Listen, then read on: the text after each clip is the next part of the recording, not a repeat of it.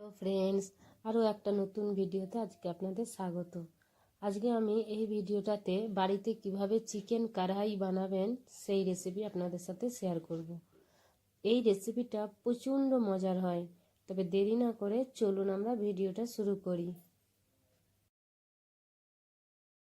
এখানে আমি একটা তাওয়া নিয়ে নিয়েছি।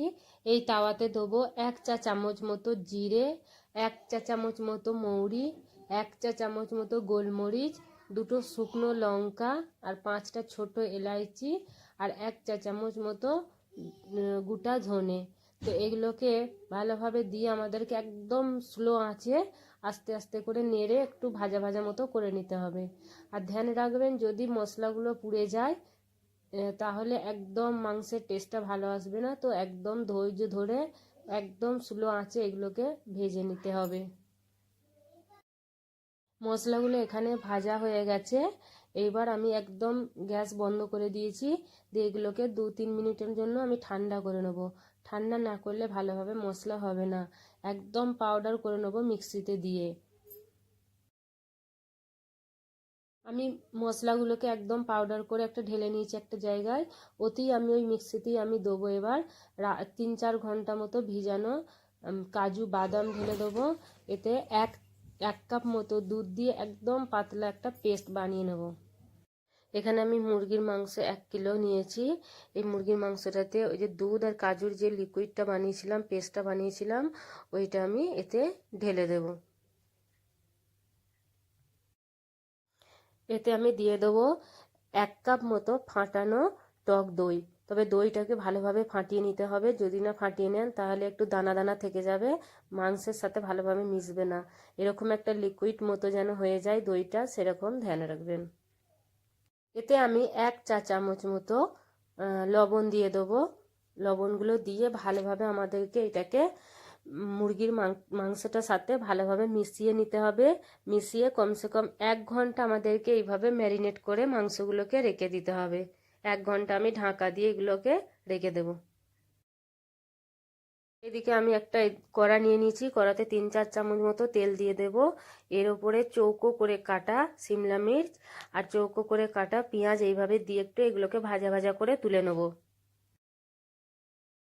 এখানে শিমলা মির্চগুলো এইভাবে ভাজা হয়ে গেছে। এবার এগুলো আমি আলাদা করে তুলে এখন রেখে দেবো এগুলোকে। এই কড়াতেই আমি আরও একটু বেশি করে তেল দিয়ে 2টো তেজপাতা 2টো দালচিনি দিয়ে দেবো। এইগুলো গরম হয়ে গেলে আমি 2টো মিডিয়াম সাইজের পেঁয়াজকে পিষে রেখেছিলাম এগুলো দিয়ে দেবো। দিয়ে ভালো করে একটু নাড়াচাড়া করে নেব। পেঁয়াজগুলো যখন আমাদের একটু হয়ে যাবে এতে আমি দেবো 2 চামচ আদা রসুন বাটা। দিয়ে ভালোভাবে আমাদের নাড়তে হবে যেন না আদা রসুনের গন্ধ বার হয়।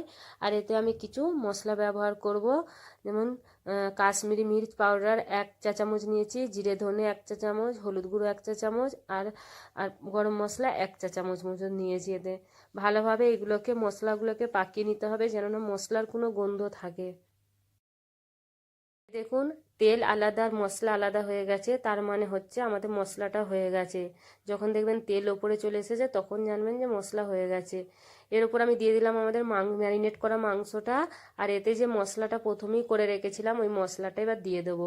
এতে দেবো আমি একটা মিডিয়াম সাইজের টমেটো।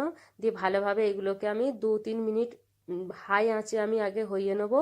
হয়ে গেলে একদম লো আঁচে দিয়ে আমি এবার এটাকে ঢাকা দিয়ে কিছুক্ষণের জন্য রেখে দেবো। এখানে আমি মাংসগুলোকে ধিমে আঁচে রেখে দিয়েছিলাম। আর যদি মনে হয় যে নিচেটা ধরে যাচ্ছে তাহলে একটু পানি দিতে পারেন।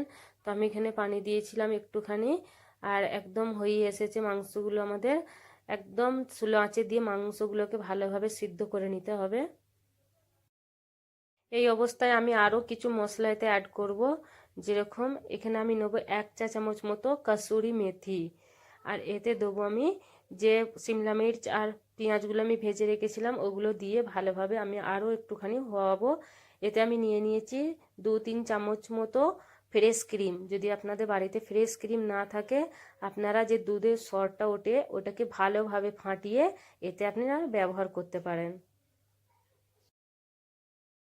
এখানে প্রায় আমাদের চিকেন কড়াই একদম রেডি হতেই চলেছে। আর একটুখানি ব্যাস হয়ে গেলেই আমি এটাকে একদম নামিয়ে নেব। আমাদের চিকেন কড়াই একদম রেডি। এইভাবে সেম রেসিপি ফলো করে আপনিও যদি বাড়িতেই চিকেন কড়াই বানান, আপনাকে সবাই জিজ্ঞাসা করবে যে কোন রেস্টুরেন্ট থেকে নিয়ে এসেছেন। যদি আপনাদের ভিডিওটা ভালো লেগে থাকে তাহলে লাইক, কমেন্ট আর সাবস্ক্রাইব করতে মোটেও ভুলবেন না।